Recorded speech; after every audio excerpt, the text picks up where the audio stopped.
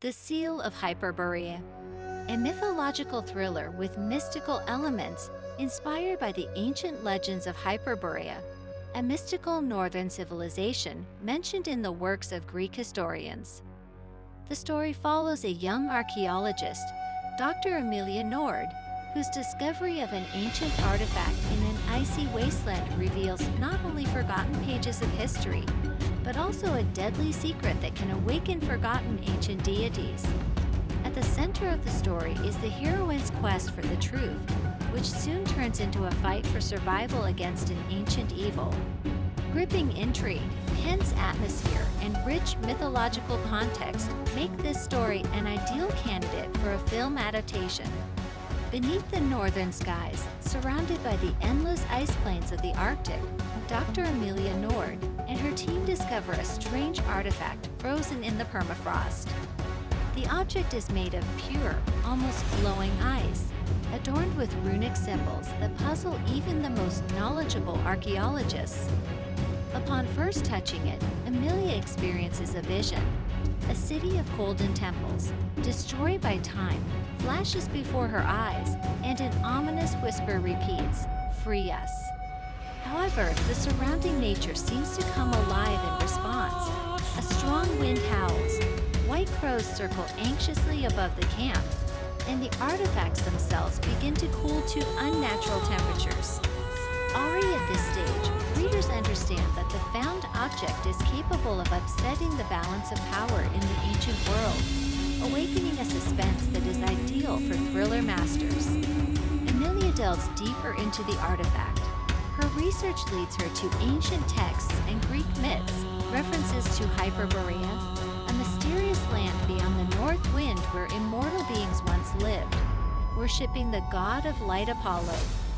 Initially, they were perceived as benefactors of humanity, but further study of frescoes and archives in the university basements reveals a darker truth. The Hyperboreans, blinded by their own power, became increasingly cruel in their magical rituals. Their actions caused destruction that even their divine patrons could not stop. The last straw was their enslavement of other peoples, after which the gods imprisoned the Hyperboreans in eternal icy prisons. The very seal that Emilia is investigating turns out to be the key that can release these creatures from their prison. With each new mystery, the tension grows. Can humanity withstand the invasion of these supernatural forces? Back in the Arctic, Emilia notices disturbing changes. The nights are getting longer and the stars are getting weaker, as if losing their place in the sky. The expedition members begin to have nightmares about golden ruins, in which mysterious voices call their names. Geologist Michael disappears in a storm, leaving behind a series of symbols that lead to the edge of an icy cliff. His belongings and a strange sword are found there, frozen into the ice. At the camp, the atmosphere becomes increasingly depressing. Historian Lena, possessed by an unknown force, scratches runes on the walls of the tent with a knife, using her own blood. Before losing consciousness, she whispers, "They are already here." Relentless in her quest to understand what is happening, Emilia uncovers the secret. Ancient inscriptions and paintings on surviving frescoes tell a disturbing story. The Hyperboreans successfully used their magical powers against other peoples until they themselves became victims of their own power. Legend has it that the Temple of the Ancient Beings, the last point of their confrontation with the gods, lies in the heart of the Arctic, hidden by unimaginable ice. The artifact itself, as her research has shown, can only be destroyed there, but the seal will require a pure soul to seal it completely. This information, full of the inevitability of fate, places an additional emotional burden on Emilia, who admits that she may not return from this journey. The team sets off for the uncharted territories of the Arctic. The journey turns into a battle not only with the cold, but also with growing supernatural phenomena. The snow strangely sparkles with golden dust. Strange voices from the darkness call the team members by name, creating a feeling in the heroes that reality is beginning to collapse. The travelers discover the remains of another expedition. The bodies of frozen people looked at death with horror, and each holds a piece of a strange artifact. This ominous discovery becomes another warning that the team has no way back. In an ice cave found thousands of meters below the surface, the heart of an ancient temple appears before them, a glowing giant sphere of ice, inside which the Hyperboreans are imprisoned. Their silhouettes, faceless and blindingly glowing, radiate a powerful force. They begin to speak to Emilia, offering eternal knowledge and immortality if she frees them. Against the backdrop of a collapsing cave and a snowstorm, the team encounters the awakening powers of the ancients.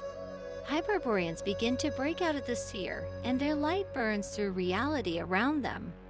John, one of the scientists, overcome by greed, betrays the others.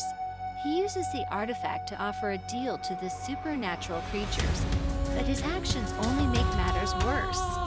The Hyperboreans almost completely escape their prison, causing the ice cave to collapse. In the face of chaos, Emilia wages a desperate struggle between her own humanity and the temptation of forces that promise her the impossible. Emilia uses the artifact to finally close the seal, sacrificing her life for all of humanity. The light of the Hyperboreans fades, the temple collapses, and her final moments show her eyes closing in eternal darkness. A decade later, Emilia's diary is found by a young student. Its lines contain details of the expedition and memories that could change our understanding of myths forever. It is here that her last words appear. The truth is hidden in myths. Leave it sleeping. As the young man puts the diary away, the light on its cover radiates a faint golden glow. A subtle hint of the possibility of a future invasion brings the story full circle, leaving readers to ponder. The ritual and historical elements of the mythology of Hyperborea connect us to the material heritage of antiquity. What do you think? Were the Hyperboreans benefactors or monsters? Write your opinion in the comments. Watch more videos to find out what the Earth is hiding. Subscribe to the channel to see more stories full of mysteries and discoveries.